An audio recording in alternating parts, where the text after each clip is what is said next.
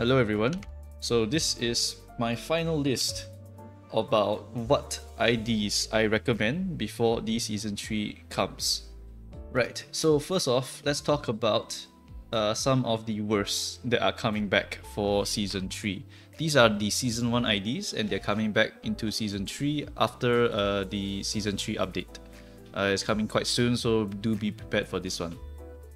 Right, so first off, a lot of these characters here just suffer from outdated kits coming from Season 1. And if you look at the amount of text on them, you'll be very surprised that they're actually in Limbus company. Because if you looked at every other unit here, their lines of text can become like Yu-Gi-Oh cards. There are lots and lots of lines in them. And then you see someone like Corp Faust, she literally has like 3 lines instead. And then all of these units up here have like 4 to 5 lines easily on all of their abilities.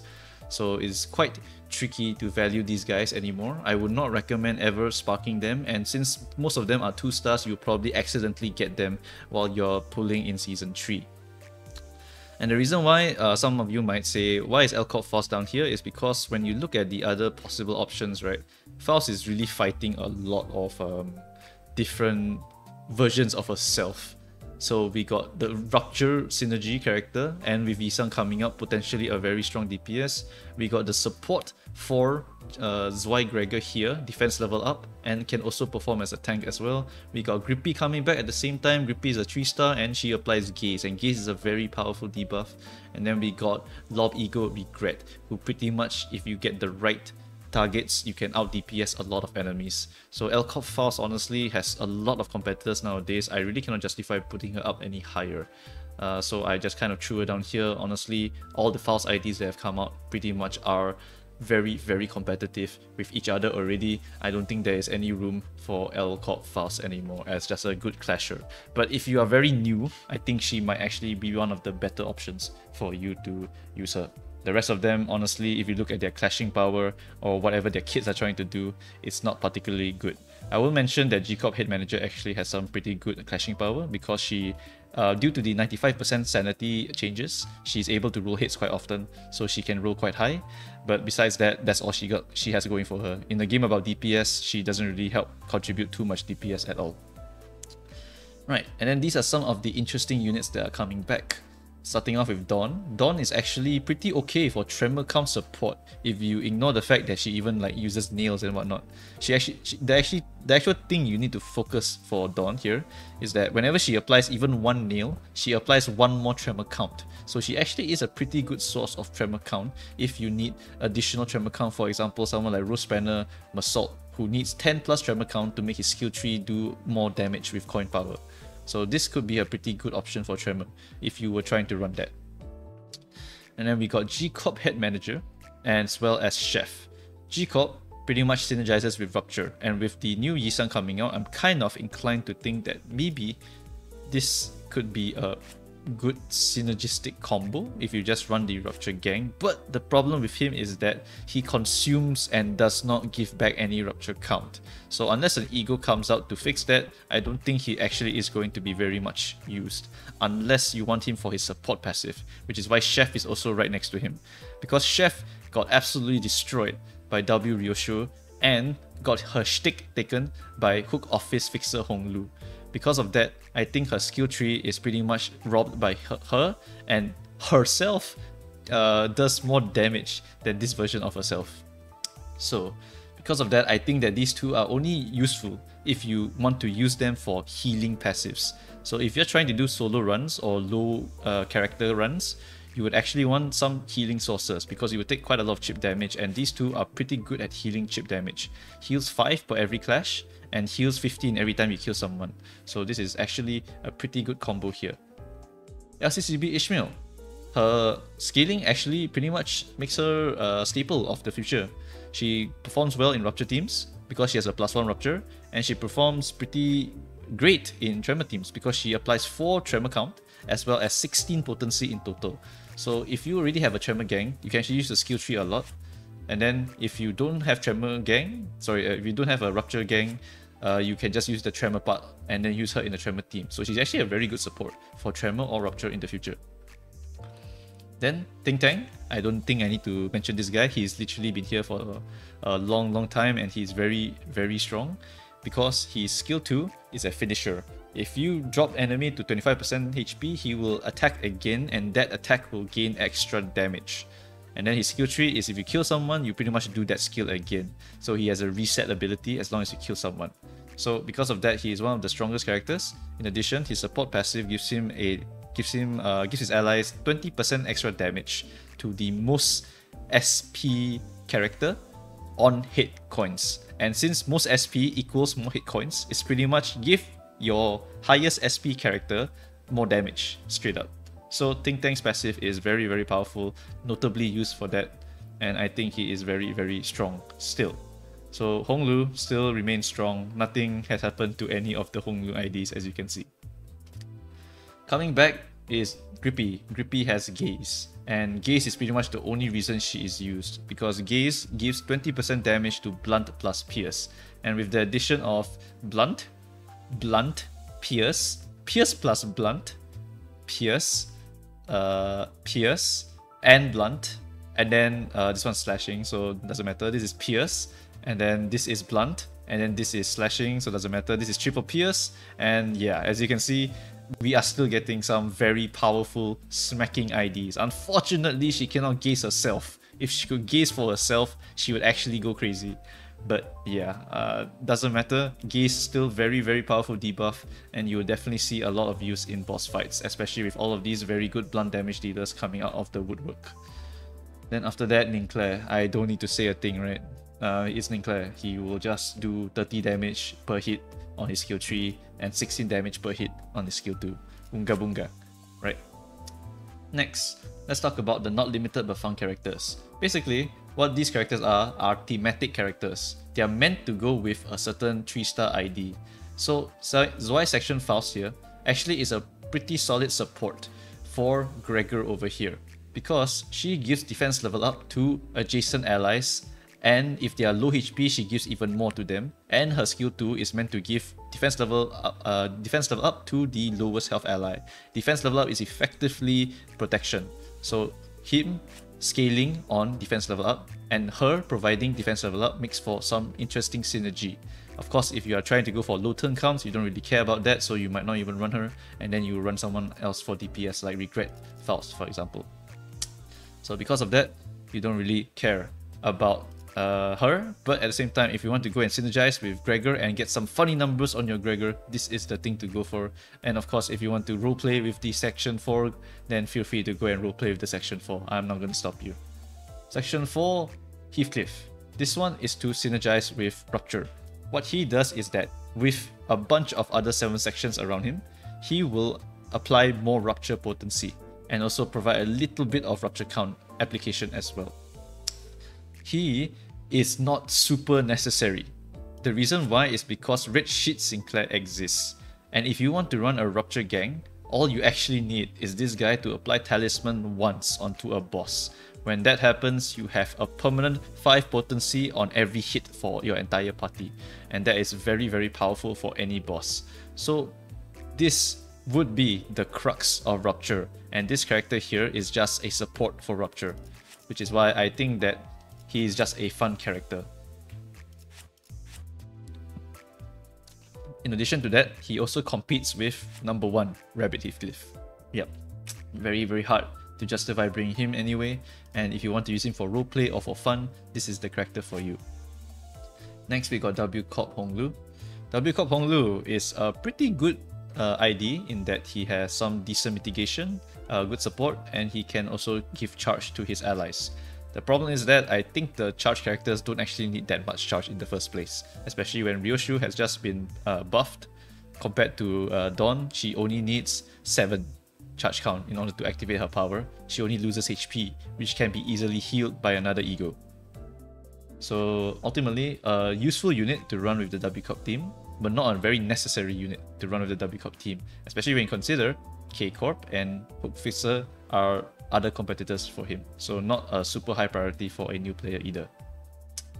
Then for the not limited but great units here, W Ryoshu. I don't need to say a damn thing. This character has one of the most overloaded kits when I read it, and it's still overloaded to today. She has like Yu-Gi-Oh pages worth of stuff that they just slap onto her. Let's add on kill do this. Let's add damage when low. Let's add fragility at 10 charge. Let's add coin power on something charge. Let's add able to use her ult at 7 charge and then do Unga Bunga damage, and if kill with 10 charge you get more charge barrier.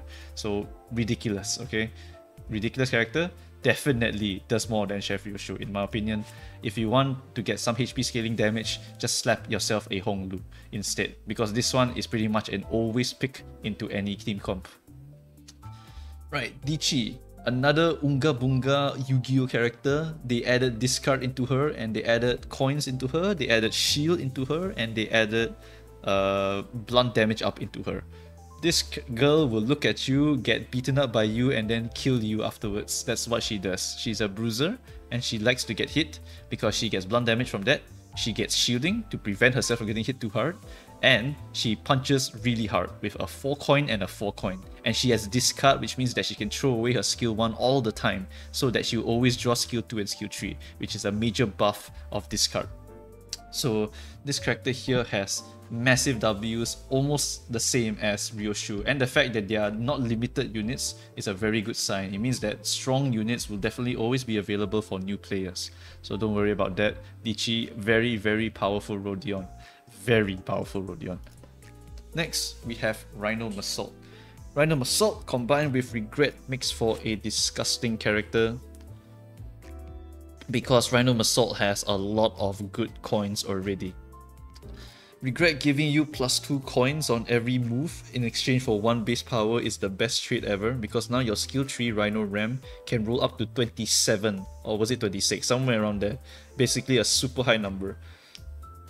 While your skill 2 rolls about a 19, which is significantly above average, making him from a tank into a DPS. The existence of Regret Ego is definitely giving this guy a good time.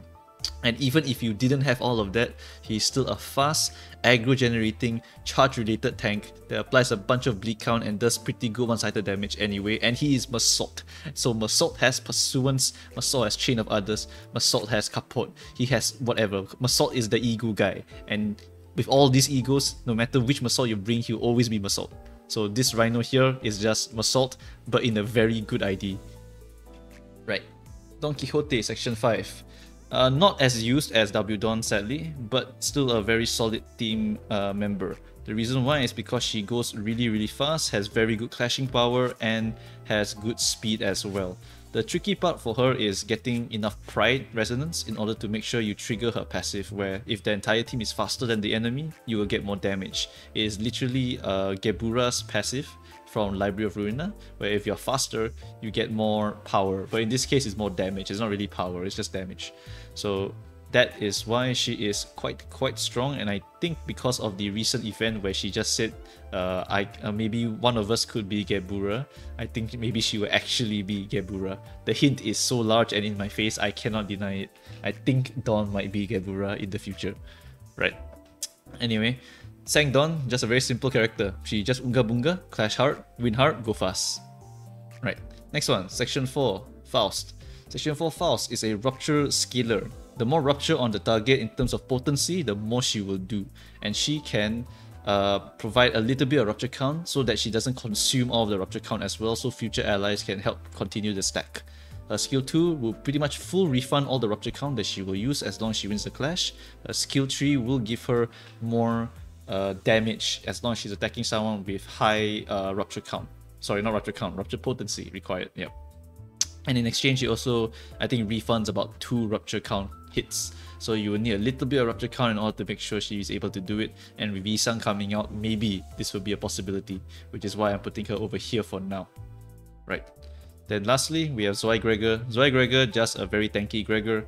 Scales off defense level down. When he's dropped to 50% HP, he can just get even more defense level down, and at that point he can also pop Lantern whenever he wants in order to heal himself to basically full HP, because Lantern at uptype 4 is pretty much a triple AoE. So very sustainable, very strong clasher, very strong DPS as long as you can keep giving him defense level up, which is effectively effectively protection. Every 3 defense level up is around 1 protection. So with that in mind, just keep in mind that this character is just beefy, good clash, good numbers, good one-sided, good everything. He's just good.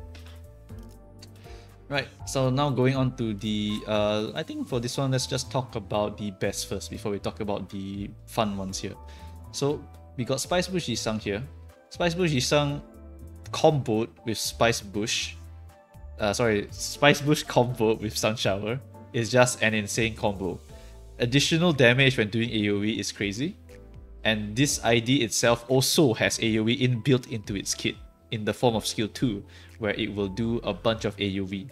So this is a very, very powerful ID no matter what you look at. So I would highly recommend you get him before the end, because Sunshower Yi Sang, the ego, is going to be available in Season 3 for sparking.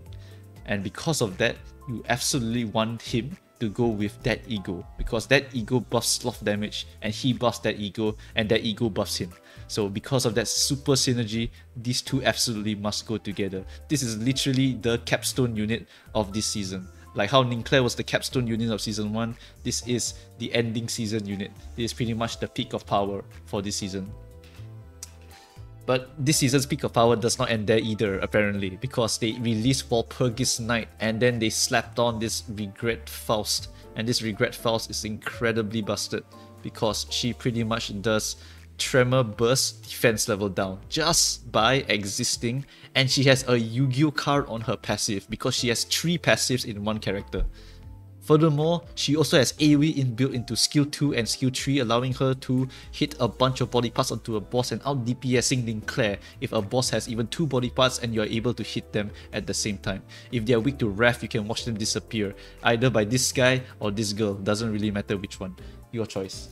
So she is a must-have as well, in my opinion. Walpurgis Knight released this monster of a woman and she is going to kill you, as well as CC you, as well as put any other negative effects on you and just exist and make your life hell.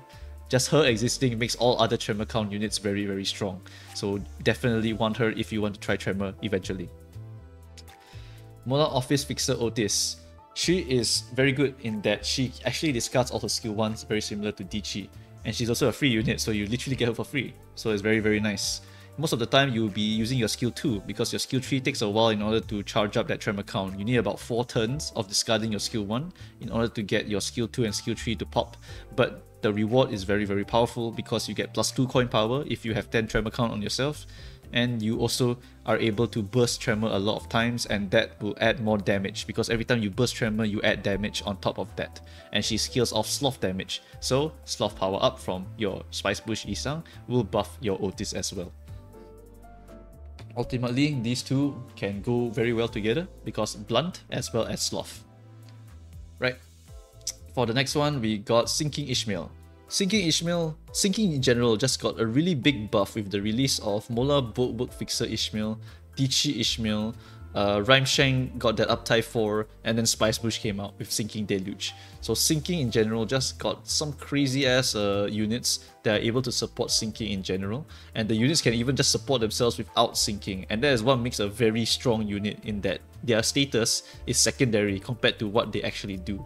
So she does a lot, he does a lot, and she can help make these two into better units as well. She can even support the Tremor gang as well. She's a very versatile unit. She can provide 3 Tremor count onto her skill 2, and she can provide fragility onto her skill 3, as well as more sinking count on her skill 3 if I remember correctly. I think skill 1 also provides a few more sinking counts. So ultimately very, very strong count applier, and also has some very good synergy because her passive also makes it so she doesn't consume sinking, she just replaces sinking. So that is very, very good. Yeah, overall a very, very powerful support for sinking and also a decent support for Tremor. So very, very good unit. Definitely another W for Ishmael here. Next we got the Rosespanner Rodion. This one is actually a bit worse in my opinion than Dieci Rodion, because the way I see it, Dieci Rodion is just a god unit with sinking slapped onto her, and Rodion is pretty much a unit that must use Tremor in order to make work. And she needs to use a skill 1 into her skill 2 into a skill 3. It's pretty much the 1-2-3 combo, pretty similar to how both works. You need to activate your skill 1 first to get a bit of a tremor count on yourself, so that your skill 2s and skill 3s will actually be a bit more useful. Same thing here for Rodion. You need to use your skill 1 to get some charge count, so your skill 2 and skill 3 will work as intended. The thing about that is Dieci doesn't really need that, right? It's just skill 2, skill 3 spam and you're pretty much good to go. Right, anyway, for her, pretty much what you want to do is you want to run her in a tremor count team, because every time she bursts, she will raise stagger threshold by 40% if she consumes charge count, and she also does more damage if target is staggered, and she also gives herself blunt damage up whenever she bursts tremors. So overall, just a very, very solid unit. I think she's still very, very powerful. It's just that when you win rate with her, it's not very easy, because sometimes you actually have to check whether you're using your skill 1 to skill 2. The problem with that, yeah, is you need to do the 1, 2, 3, so it's a bit annoying in auto. But besides that, I think she's a very solid unit and pretty okay whenever you need to fight a piercing big enemy, because her skill 2 has reuse coin, and reuse coin is a very powerful mechanic, and it made K Hong Lu a really powerful unit in Season 1 as well. Right, and then for the last two is literally Hong Lu, haha. So, Keiko Hong Lu, I'm going to pull him out because I love this unit, and I'm going to spark this unit because he is the last unit I don't have from Season 2. Right, so this guy here is a beast among beasts. So, this character here has a mechanic called K-Corp Ampule. As long as you have less than 4 counts of this, you will heal by the count times 5% of your max HP. Which means that you just need to have 3. And with this 3, you will heal by 15% of your max HP, and you have 218 max HP. Right? So that is already pretty good. You have sustain. Besides that, when you are hit, if you're at less than 20% HP, you will heal by 90%, so you will not die. And then you will gain 1 K-Corp Ampule. But in exchange, you will gain fragility every turn for the rest of the battle. So you become very vulnerable. It pretty much is the enemies that we fought in Refraction Railway 1, where we fought a bunch of K-Corpers. So because of that, this character, try not to activate this as much as possible. This just gives you 1 life, but it will quickly end the moment you get hit again. Good news is that this character doesn't give a shit, because his clashing power is freaking good. Let's look at DK Blade. 5, 10, 10 plus 6, 16. That's pretty much standard, right? But then look at this. If the target has 10 plus rupture, you heal by 50% of your damage dealt. And he also synergizes with this Dimension Shredder Ego. So he literally has 1 more no-die move. And he also applies Dimensional Rift for more rupture stacking. So when the rupture team comes out, I expect this to be one of the main tanks to be used in that team. Then this one, if the target has 5 plus rupture, coin power plus 3, plus 9 here, 9 plus 5, 14 on a skill 1. Hello, what are you talking about? And then if you look at exercise target at 80% or more HP, the requirement here is freaking HP. And this guy has sustain and he's thick as shit, and you want to put it as this. Well, he's going to get coin power plus 2 here, 6, 12, 12 plus 8, 20. Inflict Rupture, and then Inflict Rupture count by the amount of your ampules, and you do more damage per ampule. Shit, man, this is just overall great coins, and you're tanky, and you're sustained, and you're aggro generating, and you're doing everything, and you're charging Dimension Shredder so you don't die. Okay, I think I'm done with that. Alright, so this unit is crazy. Whew. Every time I talk about him, I go crazy, because this is one of my favorite Hong Lus in the game. Just cannot die, just do good damage. Like, it's like Rhino Meursault without regret, you know? But he already slapped regret on himself. He's already kind of okay. If another regret ego comes up for Hong Lu, right, it's over. It's actually over. Alright, anyway. Whew, let me calm down. Alright, back to the last one. Hook Office Fixer, Hong Lu. So, for Hook Office Fixer Hong Lu, I kind of treat him like my new baseline unit. He's not great and he's not bad. He is kind of average. His clash power is not particularly very good. He rolls up to a 16 at 6 plus speed. He gets plus 1, plus 1, plus 1 here. So that is 4, 8, 12, 16. 16 in total. And his skill tree with that coin power is also 16. 3, 6, 9, 12, 12 plus 4, 16 as well. So having these two as my standards for the season 2 helped me to arrange some of these IDs. Basically, if you don't meet the standards of this ID, you are pretty much not going to be very good in terms of DPS. You really do need to get something like this in order to become a bit competitive. Now, the main reason to use this unit is the skill tree. because this skill tree here stole the mechanic of HP percent damage from Chef Ryoshu. And Chef Ryoshu has been killed by W Ryoshu. And because this is on Honglu, it's actually a very strong option to bring if you want to destroy bosses. Because if the boss is ever weak to this Pierce element, or just weak to Pride in general, then you are pretty much just going to get a bunch of free damage as long as you can hit a broken body part on the boss. Because if you just keep hitting a body part that has dropped to 0 HP, like for example on Chromer, you are just going to get free damage, free damage, free damage. It's going to do 50% extra damage on every single coin hit, allowing you to shred bosses really strongly. Of course, if you take the right perks, then maybe other characters would do more damage than you. But for a 2-star ID to do this much damage, yeah, that's pretty strong. And then, of course, upon defeating an enemy, you gain 1 attack power up next turn. This will help him out with his pretty shitty killing of ads, because Rampage really only works when you want to kill someone who is low, and your skill 2 here is pretty much your main clashing move as well as your main chipping move while you prepare for a Rampage turn. He's really meant to just be a finisher. If he's not able to finish someone, then you'll find him to be quite lacking. And maybe someone like KK Honglu, when one-sided attacking, he's able to do a little bit more damage compared to this guy. But honestly, you won't be disappointed with this guy. He goes very, very well into any team comp. You do not need to run him with bleed. He pretty much can just function based on this one line alone, which is why I really value him quite highly in this tier list. Right, so anyway, that is it for this tier list. I tried to cut it down as much as possible, but it's still about 20-ish minutes. But yeah, this is my recommendations for new players. So for old players, right, it really doesn't matter because you can pretty much farm any unit in this game. And for new players, don't worry if you miss out anything, because they all come back eventually and they always get power crept in my research, right? Because all these units here pretty much kill all of these units from Season 1. So you can relax. I'm pretty sure more powerful units in the future will come and kill off this section of units as well. Or maybe they'll just power buff them, make them uptide 5 or something, and then we'll be able to see the resurgence of these units. Who really knows? Don't know what Project Moon is cooking. But for new players, definitely the priority would be your top here. Just look at your great units over here. And then for your for some infinite units, these units will always be here. These are some of the top performers as well, so feel free to go and get yourself them as well. And then this unit over here, oh my god, you better go and get this one at least. The rest is up to you if you want to get them. Some of them are not very interesting for the current metas, because ultimately we are still trying to Unga Bunga people really fast. That's the main thing. So I'll just leave that to you guys, what you want to do.